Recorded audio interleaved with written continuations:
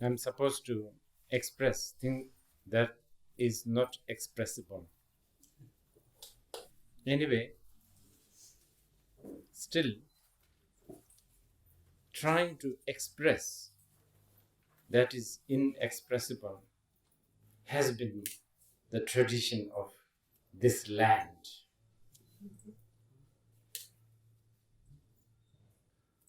Trying to long for things that are not longable is what these people of this land has been doing for centuries. So for the most of the Indian mind, this is not a contradiction. This is very much something that you do. This is very much at home. I'm very happy to be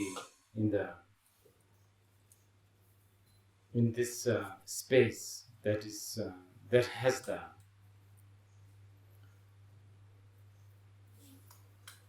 the name Prajna, because just having the name Prajna, I mean the very term Prajna is priceless, so precious.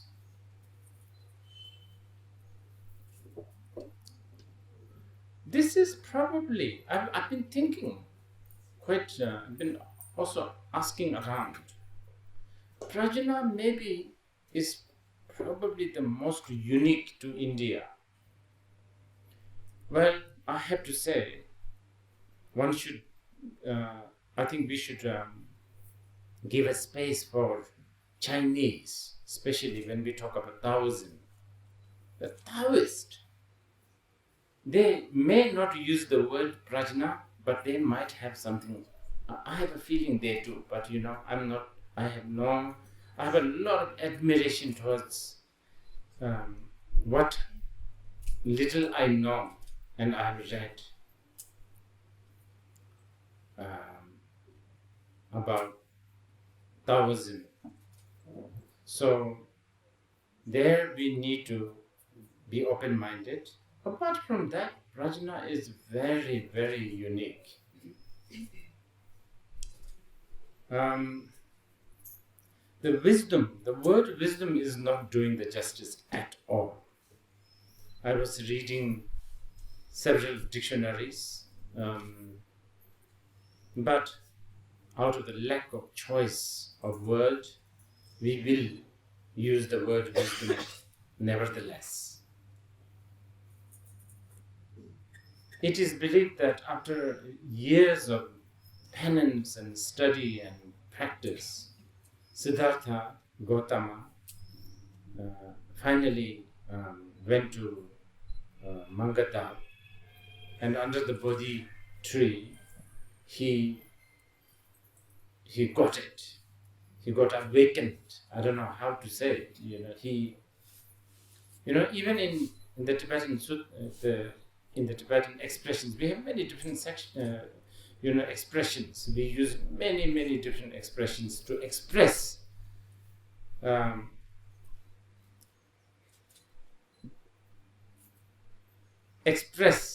that feeling or that state.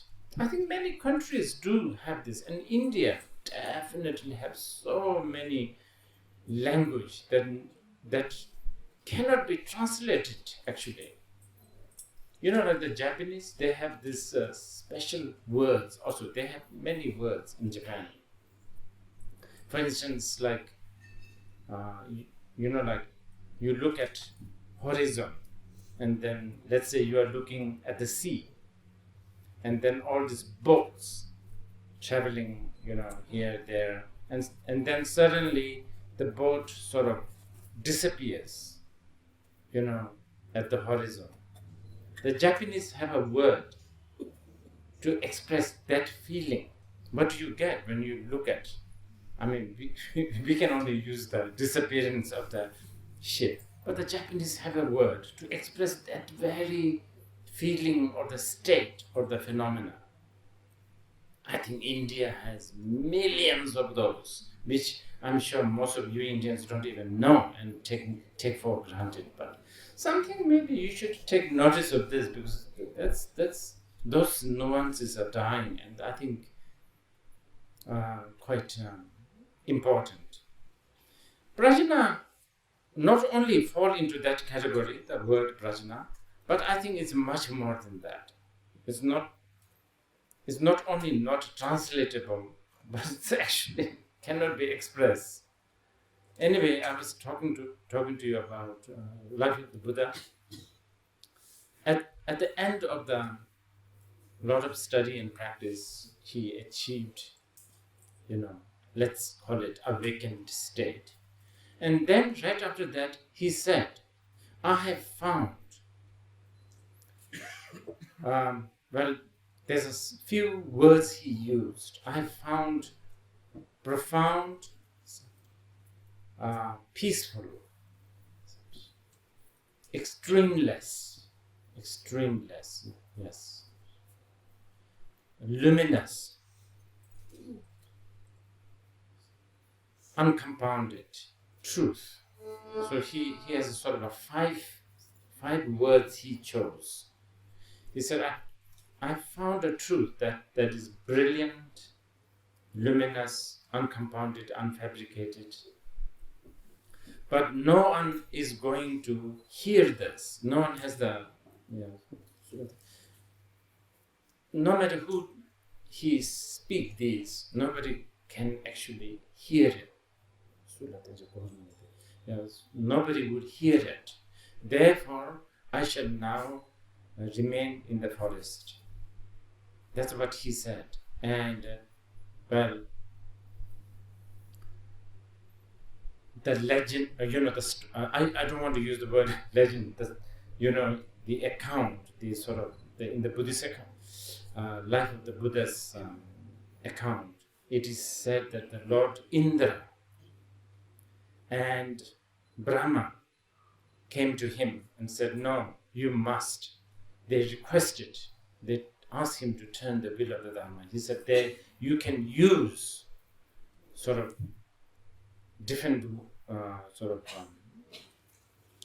means and skills and words and language so that people can come to this truth, because beings need to hear this, because this is the only way to relinquish themselves. So then actually, when he said, no one can hear this, that quality, that's already a description of Prajna, out of a lack of, So that's something that I want to tell you. It's almost as a disclaimer, okay? Even the Shakyamuni Buddha himself said this cannot be uttered, expressed, and cannot be heard.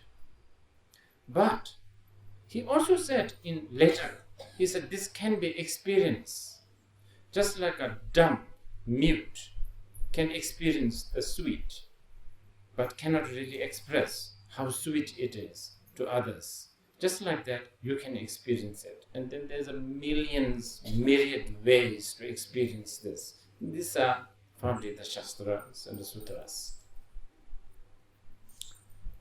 One thing, and this come into my mind, people who cherish Prajna,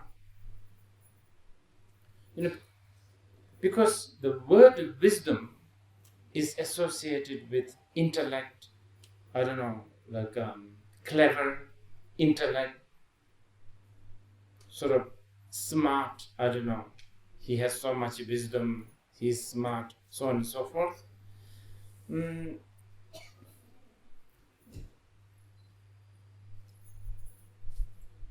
The tradition that cherishes Prajna seems to really not only not put emphasis on common sense, they almost detest something called common sense. This is something that you need to keep in head.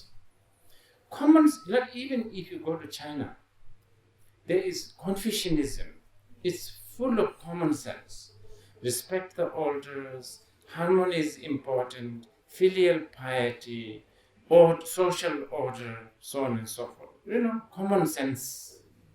But when we talk about wisdom, it's not common sense. Actually, as I'm repeating here, the wisdom people or the Prajna people, really, they're very, very and cautious about this thing called common sense.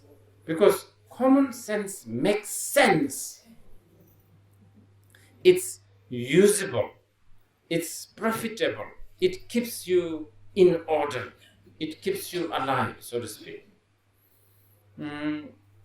Wisdom, on the other hand, I'm not saying the wisdom is senseless, by the way. It's definitely not a senseless, but it is nothing to do with making sense. And this is something that especially the Indians, you should really treasure this, because there are a lot of beautiful things that has happened thousands of years in your place, and it's still sort of happening, I think, despite the invasion of Amazon, Facebook, Kentucky Fried Chicken, Starbucks, I don't know, all that, it's still happening. That, the things that you do that is kind of really, it doesn't make sense. It's not commonsensical. The Indians, where is the common sense in things that Indians do? Well, of course, there are a lot of things that maybe you don't wish to do, but there are certain things that are really strange. But that is the beauty, that is the wealth. And I really feel that this has a root in appreciation to the value of Prajna.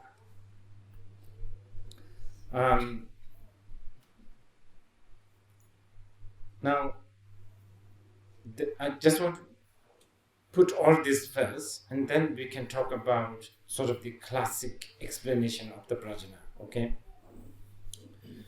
Now, sentient being is the English word. The Tibetan word is semchen. What is Hindi? Jiva?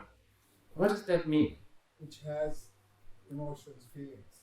Which has. And this is good. In the Tibetan, it's semchen. Sem is mind. Chen means, chen is a grammatical sort of word, word that, which means one that has, which has. Can you pay some attention to this? So this actually denotes that Prajna is not mind. When Prajna has mind, then it is sentient being. When Prajna has mind. So what does this indicate? It indicates a lot of the Indian wisdom tradition, and especially Buddhism, they really try to get rid of mind. It's really quite profound, It's really, the whole so-called Dharma, spiritual path, is to get rid of this mind, because mind is troublesome. From the Prajna people's point of view, mind is troublesome. Mind is like a water. You pour it, it falls on the ground, it collects dirt. Our mind collects, like all this dirt, the anger, the desire, the jealousy, all this. But Prajna is like a mercury. You can put it in a, blender with all kinds of dirt and mix it for thousands and thousands of lifetimes, but mercury stays. So this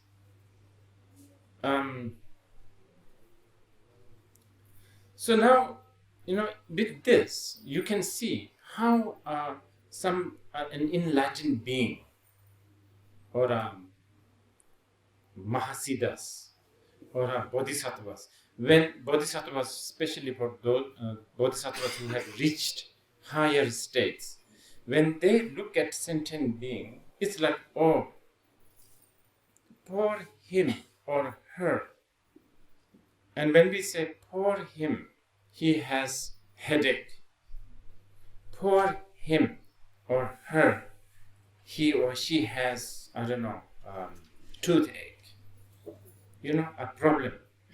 So the bodhisattvas of the higher class, when they look at us, oh, poor people, those who have mind. They're stuck with the mind. Mind is a troublesome. Mind is something, it's like a dirt, and mind is, when we talk about the mind, we are talking about the common sense. It keep on making sense. It keep on having some sort of a logic. It keep on having order. And this actually, because we are so used to this kind of comfort zone, we feel kind of, it's very strange. Our mind, we human beings are really strange. We like to be very special, but at the same time, we also like to wear, like if you go to a fashion shop, that so-called trend. So everybody is buying the same thing, isn't it? There is this style that's happening. But this style that you are taking refuge to actually is depriving you from being special. So you are not unique. When I was coming here to Bengaluru, at the airport in Pune, everybody's sort of tie suit. But actually, I have to say, India is quite special, this generally. But in the airport, I saw these two from Rajasthan, you think? Prajna, you think they are from Rajasthan? These two elderly gentlemen, and they have a pink big turban.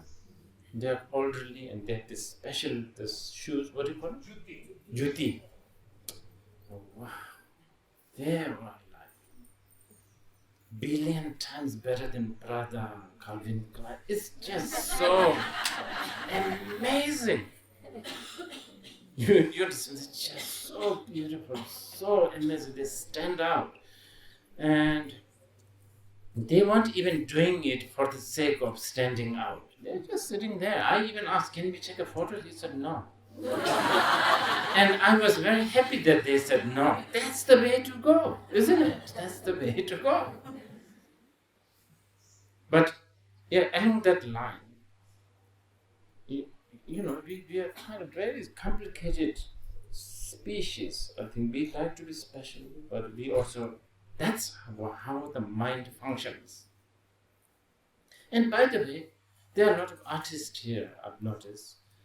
I think this, sometimes, once in a blue moon,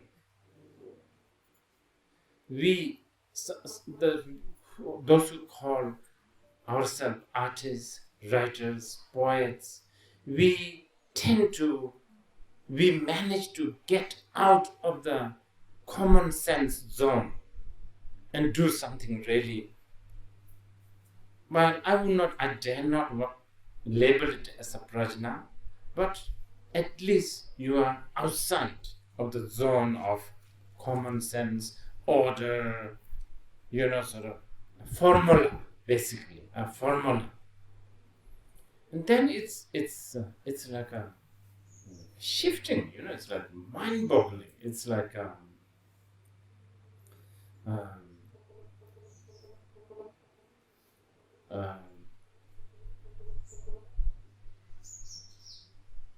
it takes you somewhere, it dents, yes, it dents your zone, it dents, it pokes hole on your sort of commonsensical comfort zone, the box,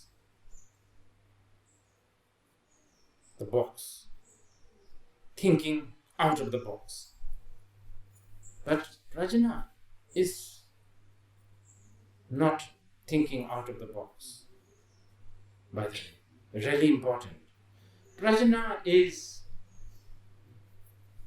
how should I put it?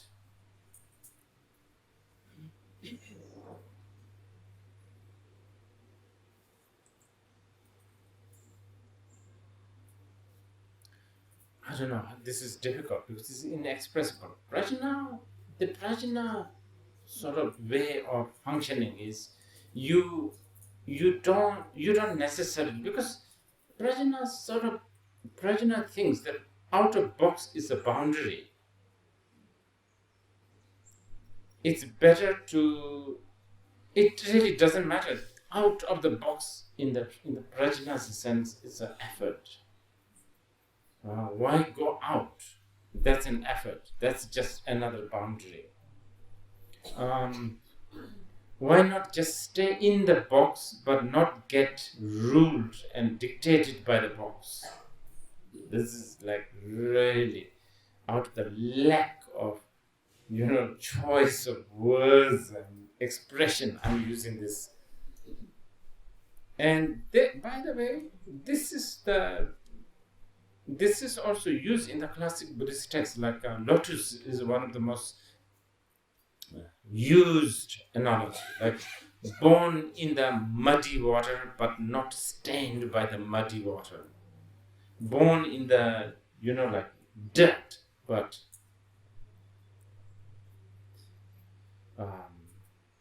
and there's so many, like no mud, no dirt, no, like no filthy water, no lotus. So the lotus actually survives. So lotus is more beautiful and more, alive within the muddy, filthy water. So when we talk about a Prajna, although we have to use the words like transcendence, transcend. Prajna paramita transcendent. Is that how they use the word transcend? The common translation is perfection. Perfection, yes. Extreme perfection. Okay. Paramita, perfection. So this is basically sort of some of the nuances that you need to know when we talk about Prajna. Now, then,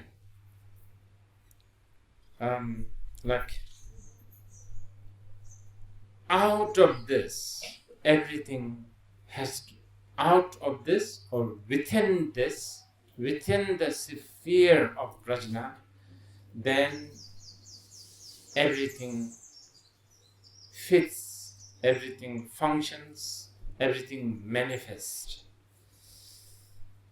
I hate to use language like this because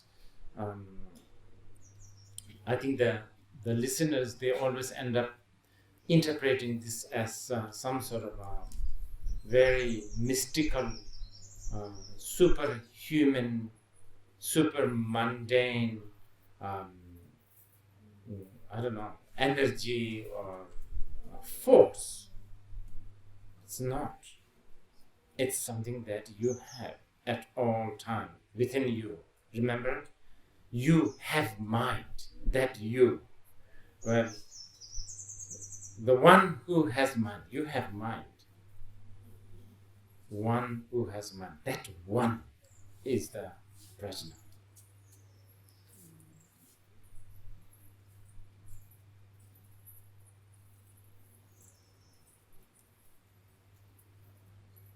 Okay.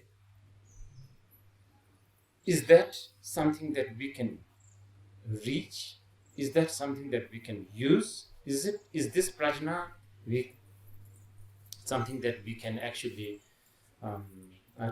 utilize or live with or function with, or How can we take advantage of this prajna that I have or I am? How can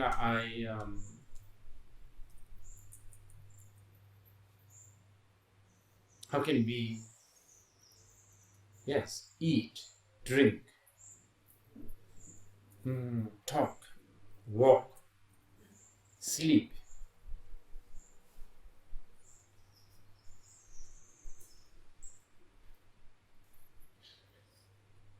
Yes, live, die, yeah, sleep, dream. How can I do all these using prajna rather than mind? This is all about dharma. Generally, almost all the Indian wisdom, I think, especially the teachings of the Buddha Dharma. Really, the Dharma is basically that. Okay, then that is like infinite. So many methods. How do we begin? You can many ways. Okay, one is how about beginning with a little bit of a cautiousness or wariness or sort of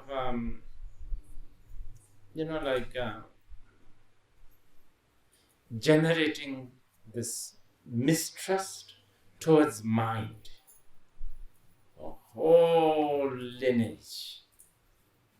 I don't know about this mind, this mind business I can't trust, There's a whole that lineage in the Indian, wisdom tradition. And it's actually probably the most, most prominent and most popular. Then there are, there are people, there are lineages or the teachings that don't really think about the cautiousness and the wariness and the mistrust of mind, because they think it's a bit of a waste of time.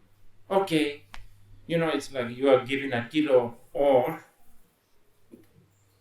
with dirt and everything, you are a goldsmith and you are given an ore, looks dirty, doesn't look at all like a gold shiny, but your attitude is, I'm not going to think about that. It's dirty, it's not polished, it's not bright, it's not shining. I'm not going to waste time thinking this. I'm happy. This is gold anyway. I'm going to take it as it is. I'm not going to let myself bothered by the look of it. Understand? The dust, the sort of unrefined part. I'm not going to exhaust my energy and keep on thinking this.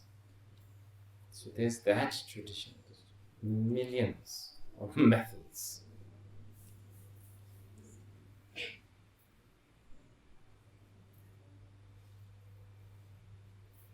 Both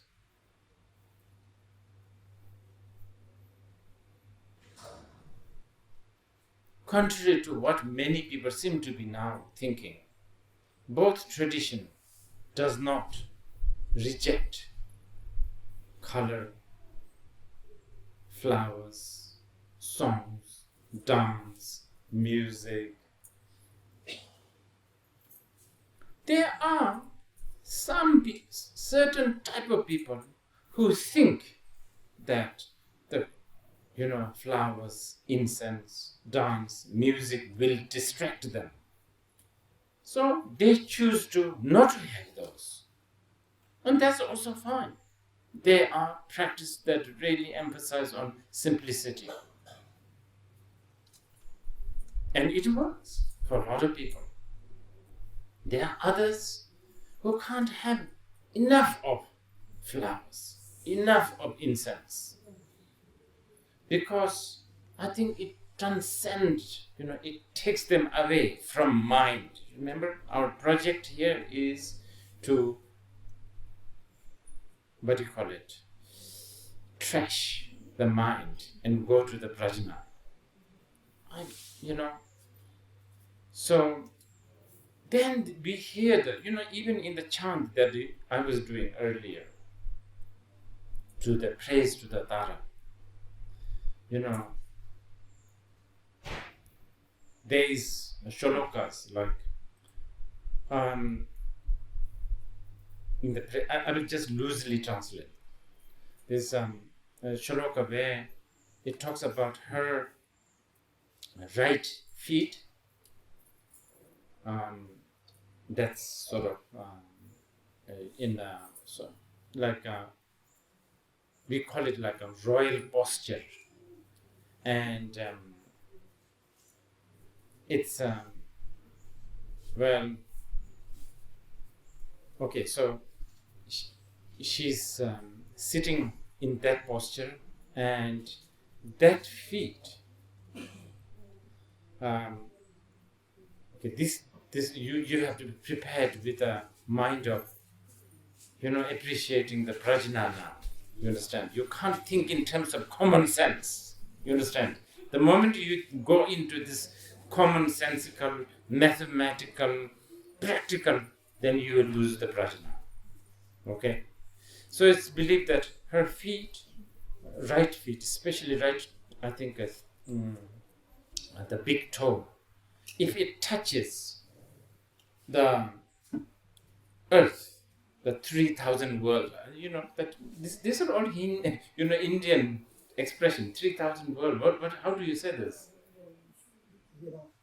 It creates. It's a non-dual expression of it. Something like a toe, small toe, creates yes kind of grandeur. 3,000 world. Anyway, if it touches, if her toe touches the 3,000 world, the 3,000 world will shake and become so chaotic. So there is a shloka where Shiva is holding her feet, saying, please, mother, for the sake of us, ignorant beings and deluded beings, show your compassion. Don't put this on the ground yet. We are not ready. Okay, now, how in the Indian mind Shiva is everything, especially I believe that I'm in Karnataka, where people really think of him as the highest, the destroyer, the lord of the dance, the Nataraja, all of that. But this is how it is, in the world of the Prajna, the master becomes slave, the slave becomes a master instantly. They change. Doesn't matter. And no one complains about this. No one. Same thing, I think, even in the sort of the Kali, I have seen Kali standing on Shiva. I have never met an Indian who said, this is so rude of Kali doing this. They accept this totally. Even though at other times, Shiva is very big. But this is fine. Of course. And in fact, they say Kali, if you take out Kali from the Shiva almost becomes like a vegetable, they say. Powerless, no Shakti, no power, so on and so forth. Can you now appreciate the culture of Prajna? This is all coming from the culture of Prajna. All this common sense, like small, big, man, woman, master, servant, those are all mind's business. Sort of very troublesome. It's a troublesome and it's very binding It's not liberating. So on and so forth. And then, okay, so that's Shiva. So as a follower of the Buddha, yeah, I totally accept. Of course, Shiva should be, holding her feet. Of course, that's his job, since I'm Buddhist. But there are other shlokas. Where, and when I place one of the flower to her right hand, right palm, and then the shloka talks about how millions of the Buddhas, they are walking now. They're crossing from one side of her palm to the other side, and they haven't reached even to the middle yet.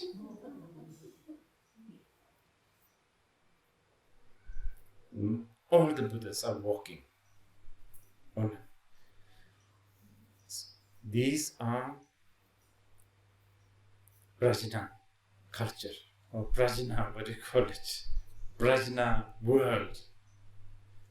Don't try to bring common sense here. You understand? Don't try to sort of, go through anthropological sort of evidence. Because the moment you talk about evidence, proof, weight, measurement, you have not only doomed yourself into the world of mind, but very, very limited, one-sided world of mind, which is really depriving. It's so depriving.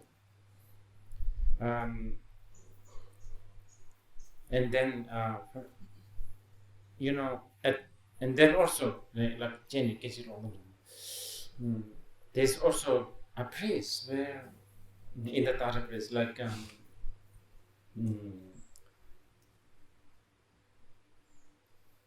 all these eons, or the existence now, right now, that I know you, you know me. This is year 2020. This is after 2,500 years after Buddha passed into the body nirvana. This is year 2020 after Jesus Christ passed. So on and so forth. All this exists. During the time when her eyes blinks, as we all do, and during the duration of her eyes opening, all this is happening. And there will be a time where, when she will blink and close, all this stops. Yes, in the world of mind, you may even, out of trying to respect, you can call it poetic, but to me it's not a poetry. To me it's an expression of Prajna. It's really, it sounds like mythological, beautiful, poetic stories. What do you call it? Symbolism. Nah, it's not a symbolism. It's real. You understand that it's real. But what do you call it? Reality. This is truth. Because time means nothing. What is time? Quantity means nothing. Color means nothing.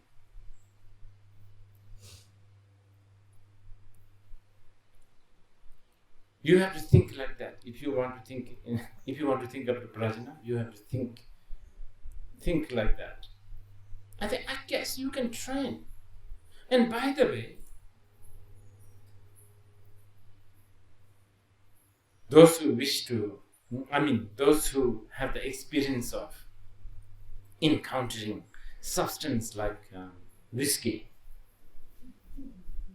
they go through that sort of loss the sense of time, values, references. That's why they drink. Because it takes, I don't think it's really a total departure from mind, I would not even say every time you open a bottle of whiskey, you reach to Prajna. Definitely not. I'm not going to say that. But I need to give you an example. If you have never seen gold, I have to show you something. Brass will do, even though very dangerous, because brass is not only not gold, it does look like a gold, and that's why it's very dangerous. So, whiskey could be very, whiskey impact or effect could be, similar to Prajna, but it's definitely not. And because it's similar, it could be very dangerous. But, that's how you have to think. I think this is why also people go to Varanasi and order this special lassi. Bang? Yes, bang. I have asked one really strict, he's kind of strict, and some of you may have heard. I told him, you must drink that bang. So he did. So after about an hour, he was calling his daughter, saying, how do you stop this? How do you stop this? And the daughter, who has never done it, said, I don't know. So then he asked her to ask around how to stop this experience. So she had to ask around and told you just have to wait now. Just drink some water, you just have to wait. He said, I can lie down, I can sleep, I can open my eyes, I can't close my eyes, I can't do anything. Anyway, if you want to talk about, if you want, first of all, to begin with, Prajna cannot be expressed. Buddha himself said. But as I said, I am in a country, I'm with people who likes talking that cannot be taught. This is actually Indian way of life. This is Indian value. Longing for things that cannot be longed, unlongable. This is what keeps India going on, I think, the heart of the India. You understand? And it's really, really precious, actually. Why should we waste our time talking things that are talkable? This is like already redundant. You understand? It's a waste of time. It's already talkable. Yes. No. So you need to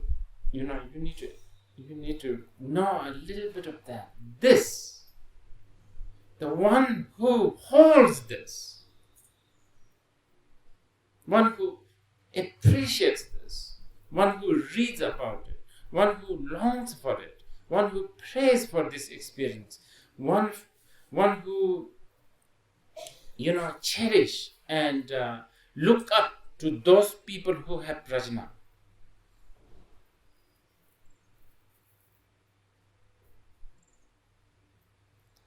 I was just saying yesterday. Yeah, like last night.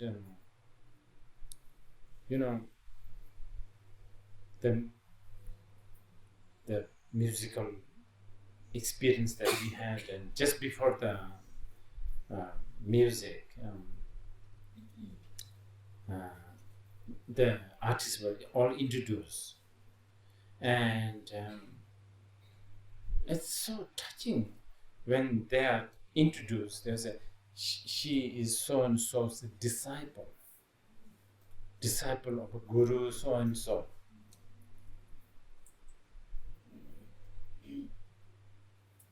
This is really precious. The being introduced as the disciple instead of being introduced as a teacher, or a master, or a appreciation to the lineage. This, I think, again comes from the culture that emphasizes on prajna.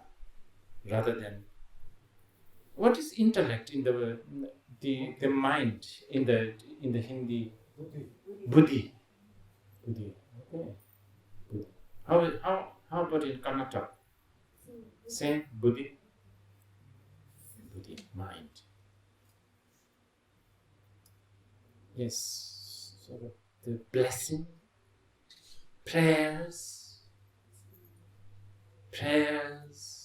blessings.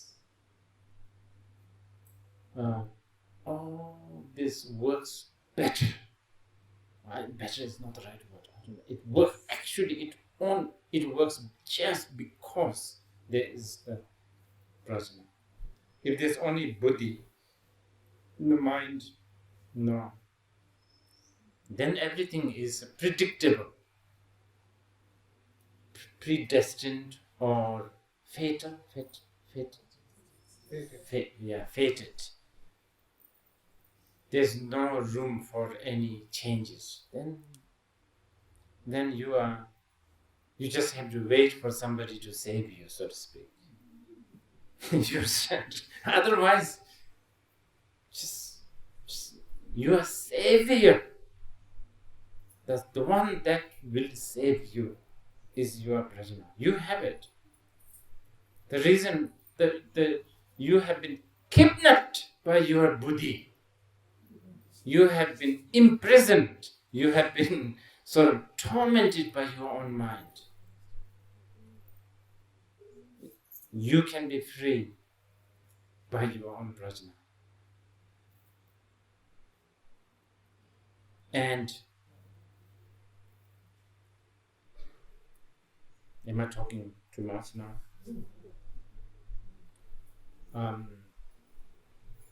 When is the tea stop? I forgot. 11. Okay.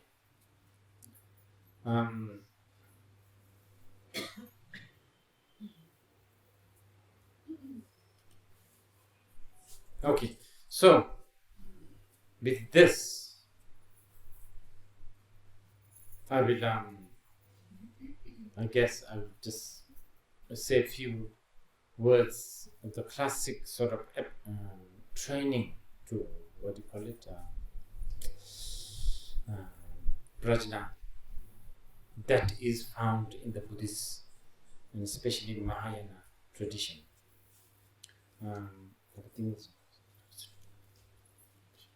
Okay, some of you may be quite familiar with the concept called 3 baskets of teachings in Buddhism. There's all the teachings of the Buddha is sort of categorized into 3 sort of baskets. It has is that how they baskets.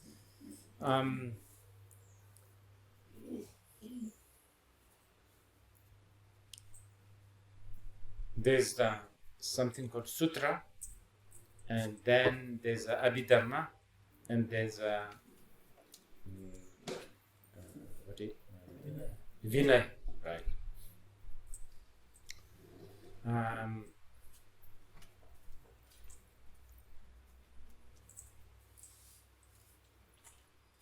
This is okay.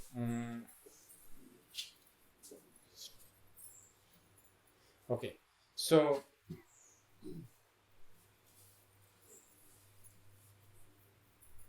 three baskets are 3 categories or 3 kinds of teachings is taught because generally, this is a big generalization, okay? Generally, broadly speaking, there are 3 different kinds of ailment or a downfall or defilement, kleshas. One coming more, the kleshas, some of the kleshas coming more as a clinging desire. The other is aggression, assertiveness, anger, sort of aggression, and then ignorance, basically. So, accordingly,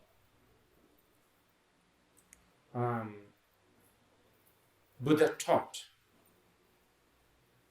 many of his teachings has this elements of discipline. So many, even like really, totally like I don't know, mundane is the word or not. Like how you wash your hand, all the way to watching the mind and so on and so forth. Okay, so more to do with the like ethical, moral, ethic. So teachings that ethic.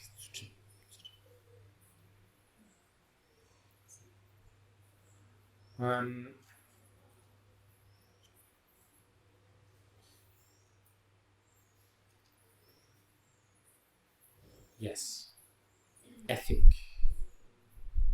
related teachings, and ethic related teachings are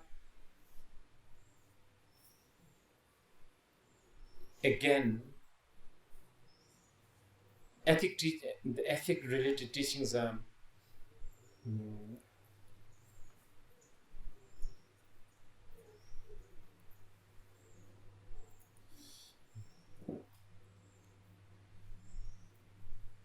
especially in the Mahayana. I'm sorry, I have to give you some of these categories because as a body, so that you can understand the body of the Prajna. There's an ethics on emphasizing how to help others. Okay, that's a something to think about, something that you should make note, because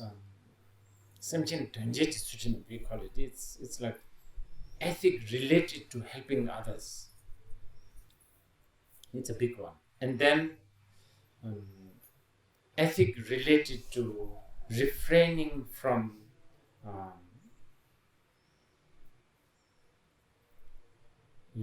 doing things that are not virtuous.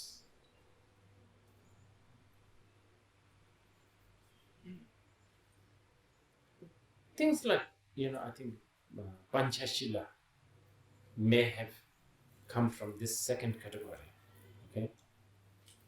And then the discipline or the ethic related to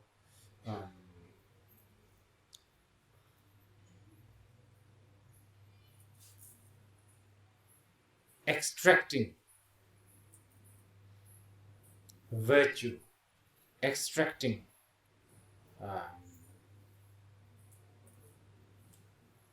wisdom, Prajna. Okay. The reason why I wanted to give you this category, even though category is so confusing sometimes, is it's like this. Okay. So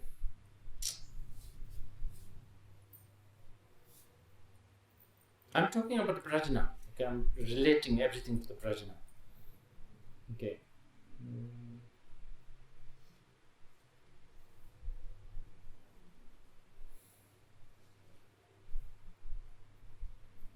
Okay, let's use lying. Lying, as it is a non-virtuous action. Okay, just in the general sense. But if you bring to Buddhism, and especially in the Mahayana Buddhism, we need to really sit down and talk.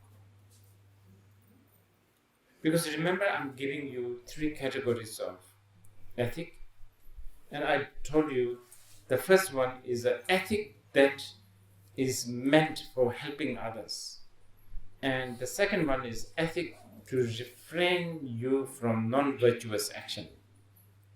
Now, lying. What happens If by you lying save somebody, see, now you see Prajna, the value of Prajna.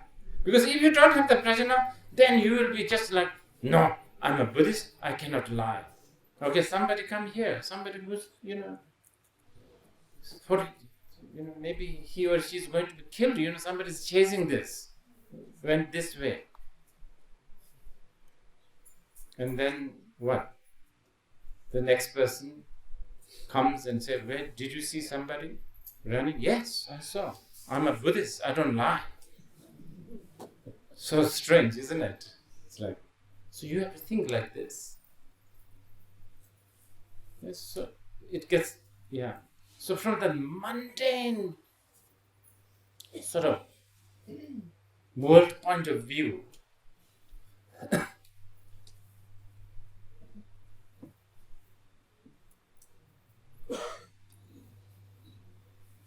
it's difficult to, I don't know.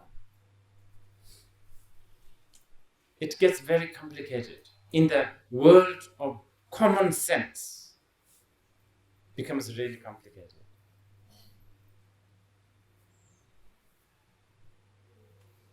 Yeah, so on and so forth. Well, in the Mahayana Shastras, there's even a mention of the bodhisattvas killing others to benefit many more. You must have heard some of these stories in the Jataka, Mala Sutra.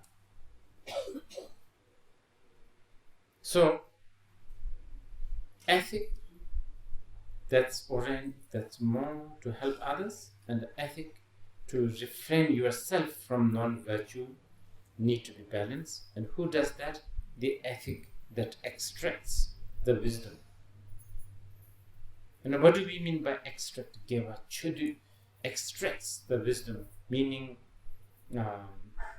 it's because, see, can you imagine, if you don't have that third ethic, the first ethic and the second ethic has a big problem. It's a big contradiction. Now, this actually reflects so much in the Buddhist world. If you look at it, have you been to Buddhist temples?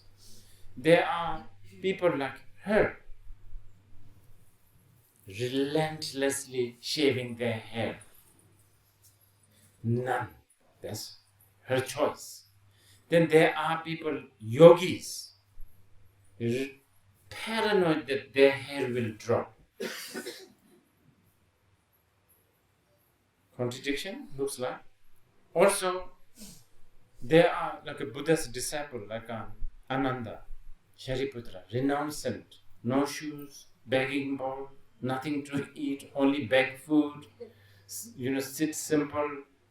Then there are people like Vimala Kirti or Manjushri, rich, powerful, limousine, gold shoes, gold toilet seat, all kinds of wealth.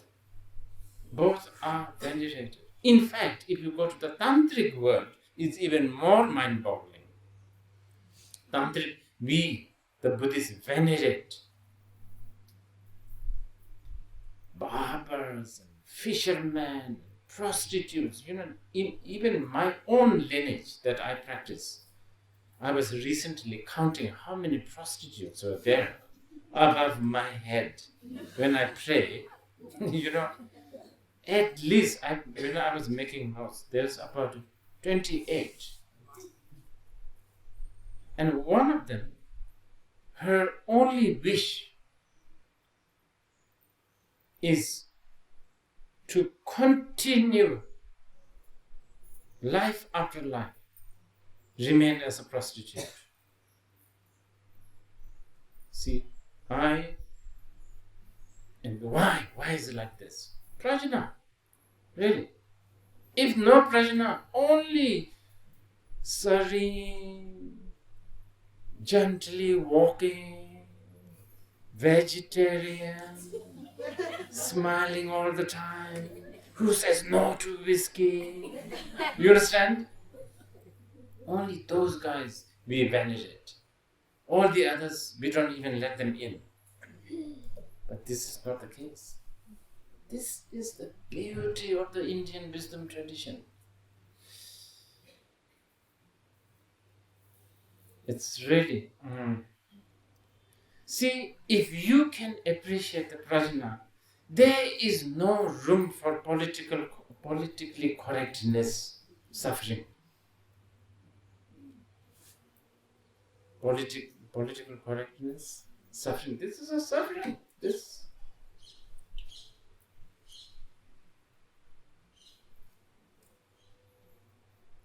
So, anyway, sorry, getting distracted a bit here. So, okay, so there's this three. I think I confused you already. Okay, so there's a three baskets. There's a three ethics, right? And that's okay. Go back to the three baskets. That there's three baskets of Vinaya, Sutra, and the Abhidharma. Thank you. Are you sure you want me to teach Buddhism? Very much so. Really? I don't even remember some of the three most important, baskets. Okay, so there's that. Okay, so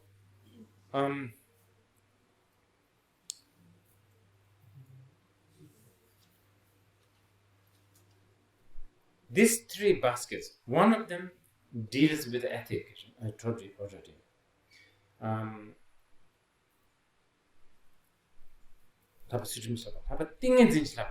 The second basket, let's call it the second basket, deals with Tingzin. Is this word is difficult to translate. Dhyan, concentration, or one-pointedness. Sadly, it's been translated as meditation. It's really not a good word. It basically means Tingzin. Tingzin is the word. Tingzin, Dhyan, is basically totally seeing totally, and taking things totally. That's the art. The art or the training or the discipline is to take things not partially but totally. In other words, not distracted to here and there. Okay, so it's like this. Remember we were talking yesterday was it yesterday? Vipassana? Okay, like I'm looking at a very healthy person like him. Like, wow, you look healthy. But that time I'm not really having the total picture. I should have a total picture. Oh, he's a compounded phenomena. He must also be unhealthy. Not lopsided. I'm trying to explain the dhyan in a sort of mundane language. What is lopsided? What's that expression? Lopsided? Lopsided? Yeah. Dhyan is the opposite of lopsided, basically. What's the opposite of lopsided? Prejudice. Dhyan is the opposite of prejudice. The moment we look at something, we have a prejudice. Like I'm looking at this man and I think he's alive. But I should be thinking he's dying also together. He's living and dying together. See, again, go back to the Prajna. The Prajna's people, Prajna culture thinks like this. I forgot the word. Okay, anyway, arising is also the setting. Birth is the death. Death is the birth.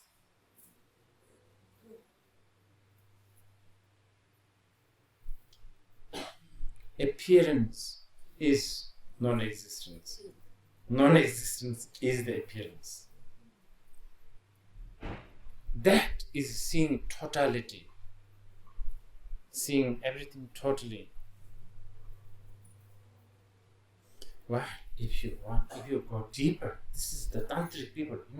When a tantric see a man, not no lopsided. It's also a woman.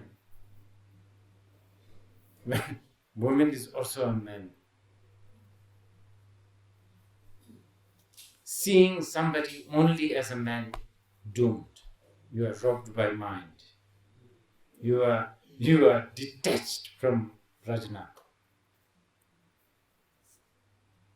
Yeah. So there's the whole basket called sutra, right?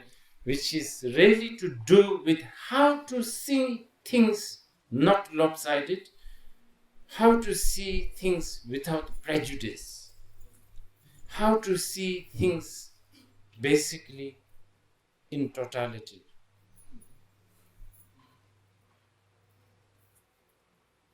There's so many the sutras. One of my job is translating the sutras. It's really like Mount Meru climbing. It's really, really endless. There's so many beautiful, like a conversation between the old lady and the Buddha. Conversation between a child and the Buddha. All to do with this kind of thing. Anyway, so that's one of the basket. And then the whole basket purely dedicated to Prajna. Not that. Even in the Tibetan temple, of course, many of you may not realize this because these are small nuances of the Tibetan life.